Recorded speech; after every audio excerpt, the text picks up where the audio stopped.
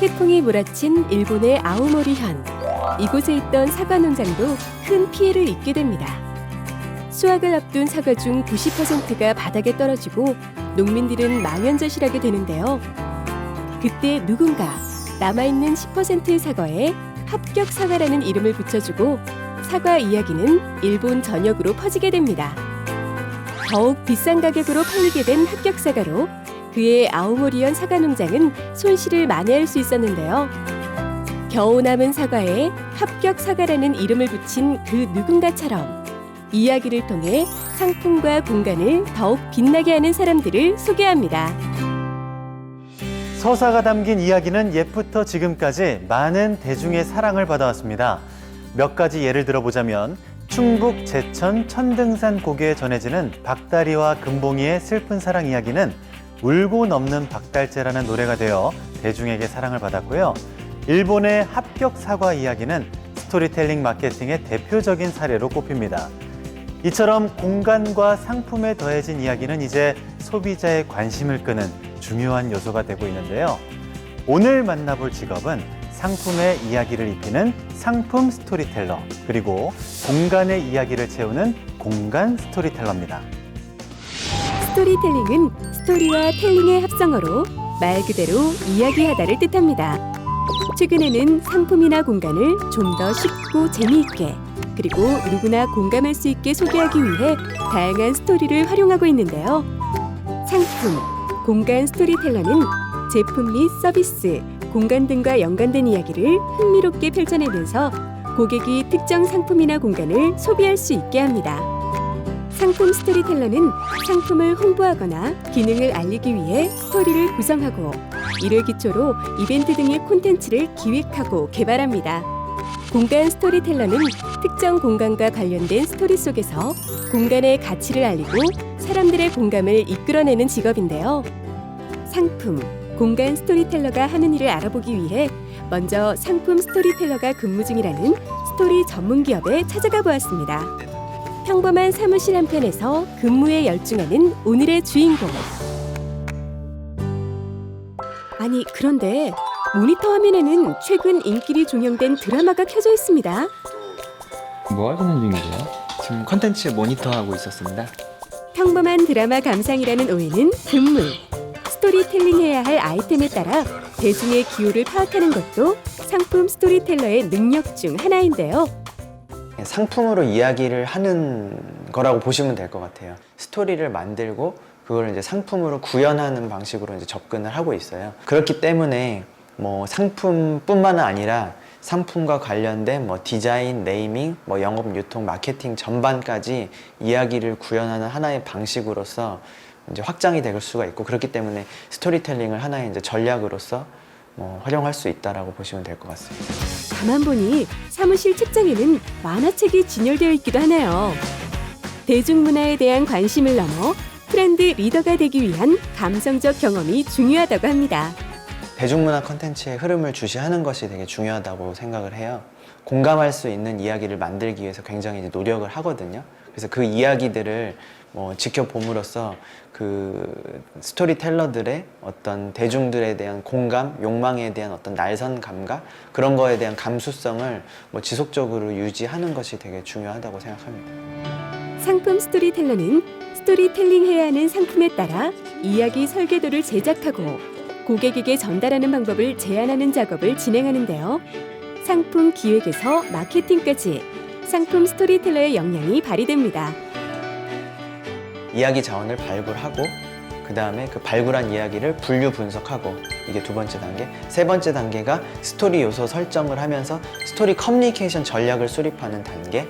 그 다음에 전략이 수립되고 나면은 그 전략 하에서 실제 해야 될 행위들, 상품 기획부터 그것과 관련된 마케팅 행위들을 기획하는 단계라고 보시면 될 것 같아요. 어느 골목길, 담벼락에 부딪혀 날개를 다친 부엉이를 할머니가 정성스레 보살핍니다. 마을 주민들은 부엉이를 위해 집을 지어주었고, 새끼를 낳아 마을에 정착한 부엉이는 어두운 밤이면 골목길을 지키는 수호자가 됩니다. 덕분에 밤이면 문을 꾹꾹 걸어 잠갔던 주민들은 서로 자주 만나고 웃게 되었다는 이야기. 이 동화 속 이야기가 실제로 펼쳐진 곳이 있다고 하는데요. 천호동 주민센터에서 천호 성당까지 1.3km의 골목길이 알록달록 그림과 이야기로 채워져 있습니다. 불과 몇 해 전만 해도 어둡고 적막했던 콘크리트 담벼락에는 마을을 지키는 부엉이 한 마리가 둥지를 들었고, 발걸음을 재촉하던 시민들은 골목 어귀에 모여 그림을 바라봅니다. 예전에는 되게 아무것도 없어서 저녁에 다니거나 그럴 때 우중충해고 막 이랬었는데, 지금은 이렇게 막 그림들이 많이 이렇게 있어서 아름답고 되게 화사해진 것 같아요. 사람들과 같이 다닐 때 같이 이런 이야기도 나눌 수 있고 좀 이렇게 보게 되는 것 같아요. 바라봄 프로젝트라고도 불리는 이 마을의 조성 사업에는 공간 스토리텔러의 역할이 컸다고 하는데요. 이야기로 공간을 채우는 권은수 대표입니다. 우리가 알고 있는 공간은 그냥 무심코 지나갈 수 있는 공간들이 너무 많잖아요. 근데 옛날에는 뭐 유명인이나 아니면 누구의 생가 뭐 이런 데만 좀 입김을 넣었었는데요. 지금은 이제 자기 자신이 살던 곳에 아니면 내가 좀 더 의미 있는 곳에도 그 컨셉을 잡고 그 공간을 복원하는 사업들을 많이 하거든요. 골목길, 시장, 마을과 같이 사람들이 스치는 모든 곳에 공간 스토리텔링을 적용할 수 있는데요. 공간이란 사람들이 어울리고 공감대를 형성하는 곳이다 보니 작업 과정에서 사람들과 소통하는 것이 가장 중요하다고 합니다. 대상지나 아니면 그 건물에 관계된 분들 이해시키는 과정이 먼저 들어가요. 그래서 그들의 마음을 다독이듯이 이해도 시키고 그들의 요구사항들을 좀 받아주고요. 그리고 나서 자료 조사를 하거든요. 그래서 자료 조사를 통해서 기존에 혹시 요소가 있는지, 없다면 가공을 하고, 있으면 그 요소들 중에 가장 매력적인 요소를 이제 끄집어내는 거죠. 대학에서 출판과 영상을 공부하고 10년간 홍보, 사보 편집, 온라인 콘텐츠 기획과 관련된 일을 했다는 권은수 대표. 공간 스토리텔러가 되기 위한 방법을 조언했는데요. 출판이나 이제 그 드라마 작가, 그다음에 이제 광고 쪽의 카피, 이런 분들이 이제 좀 확장돼서 온 분야가 스토리텔링이거든요. 그 전체적인 눈을 보고 통찰력을 가지고 기획적인 부분을 잘 잡아가면 그게 이제 공간에 입혀지면 공간 스토리텔링이 되는 거거든요. 상품 공간 스토리텔러의 작업은 단순한 이야기 창작이 아니라 스토리텔링으로 재미와 감동, 그리고 의미까지 담는 계획적이고 체계적인 설계 과정을 거치게 됩니다. 때문에 스토리를 풀어내고 전달하는 방법과 기획, 마케팅 등에 대한 상업적인 지식도 필요한 직업인데요. 지금부터는 상품 공간 스토리텔러 지망생들을 위한 교육 과정은 무엇이 있는지 소개하겠습니다. 상품 공간 스토리텔링이 성공하기 위해서는 상품과 공간이 인지도를 쌓고 소비자가 관계를 형성해 나가는 브랜딩 과정이 중요합니다. 이를 위해서는 주제의식과 철학을 갖고 상품과 공간의 이미지를 이야기로 만들어 나가야 하는데요. 이곳에서는 상품과 공간이 브랜드로 만들어져 나가는 과정을 배웁니다.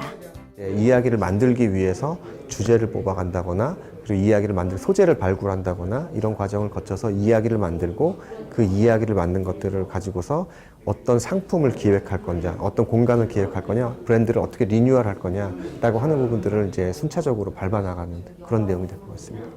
스토리텔러가 지녀야 할 능력으로 이야기 구성력뿐 아니라 기획과 마케팅 능력도 빼놓을 수 없는데요. 한국콘텐츠진흥원의 상품 공간 스토리텔링 교육과정은 일반인을 대상으로 상품과 공간을 스토리텔링하기 위한 작업 전반의 과정을 운영하고 있습니다. 어떤 방식으로 접근을 할 것인가에 대한 거를 제일 많이 배울 수 있고요. 그다음에 그 접근한 것들을 가지고 어떻게 분류를 해서 이제 최종적으로 의뢰한 사람이나 제가 얘기를 할 분한테 이야기로 정리가 돼서 전달할 수 있다는 점이 이제 가장 큰 장점인 것 같습니다. 이 외에도 각 지역 문화원이나 스토리랩을 통해 지역 고유의 이야기를 알아볼 수 있고 관련 공모전과 전문가 피칭을 통한 능력 함양 교육 과정이 준비되어 있어 참고할 수 있는데요. 스토리 핵심 인재 양성을 위해서요. 저희가 찾아가는 창작 교실 운영하고 있고요. 그다음에 컨텐츠 전문가 추천 강연도 하고 있습니다. 그리고 스토리랩의 기본 교육, 심화 교육들을 하고 있고 스토리에 대한 컨설팅도 하고 있고요. 스토리텔링 관련 전공이나 각 대학교 평생교육원에서 전문성을 쌓는 데 좋은 방법이 될 수 있습니다. 상품이나 공간의 가치를 높이고 경쟁력을 갖추기 위해 이제 스토리텔링은 선택이 아닌 필수가 되어가고 있습니다. 스토리텔링 산업도 점차 고부가가치 성장 산업으로 인정받고 있는 추세인데요. 스토리텔링 시장이 커지면서 스토리텔링을 접목한 직업도 늘어나고 있습니다. 상품 공간 스토리텔러뿐 아니라 스토리텔링을 설계하는 스토리텔링 컨설턴트, 회사의 브랜드 가치와 이미지를 끌어올리는 브랜드 스토리텔러 등 다양한 분야에서 스토리텔링을 필요로 하고 있는데요. 재치 있는 감각으로 스토리텔링의 영역을 확장해 나갈 스토리텔러들의 활약을 기대해 봅니다. 상품 공간 스토리텔러는 제품 및 서비스가 판매될 수 있도록 고객의 감성을 자극할 만한 다양한 스토리를 발굴하는 일을 합니다. 대학에서 국문학, 문해창작학, 서사창작, 스토리텔링 등을 전공하면 유리하며 한국콘텐츠진흥원의 실무자 양성교육 등의 다양한 교육들을 활용하여 전문 지식을 쌓을 수 있습니다. 이 직업은 이야기를 다루기 때문에 예민한 감수성과 관찰력으로 사물을 포착할 수 있어야 하며 자신만의 방식으로 이야기를 변형하고 구성하는 상상력과 사고 능력이 필요합니다.